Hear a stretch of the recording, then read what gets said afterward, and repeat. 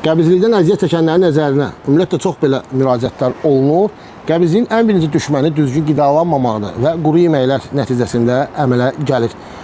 Diqqət edin, şorbalardan, sulu yeməklərdən çox istifadə edin ki, qəbiz olmayasınız. Qəbizliyin də gətirib bildiyiniz kimi gemoroya da fəsadlarını çıxarda bilir. Gemoroydan da birbaşa hara gedir çıxır? Xərçəngə. Yəni bunlar bir-birinə çipoçka, yəni zəncirvari bağlıdırlar.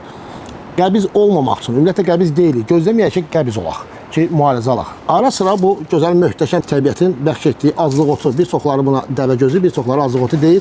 Azlıq otundan ara sıra həftədə bir dəfə, 2 dəfə dəmləyin, istifadə eləyin. Səhərlər az qarnına 10 ədəd azlıq otunu qaynan 200 ml suya əlavə edin, 20 dəqiqə gözləyin, qurtdum qəbul edin. Yox, əgər qəbiz olmusunuzsa 5 gün səhər və axşam dediyim kimi yeməkdən əvvəl 10 ədədini dəmləyin, qəbul edin 5 gün. 5 gündən artıq qəbul etməyin, əks təsiri ola bilər. Yenə mədə bağırsağa əks təsir göstərər.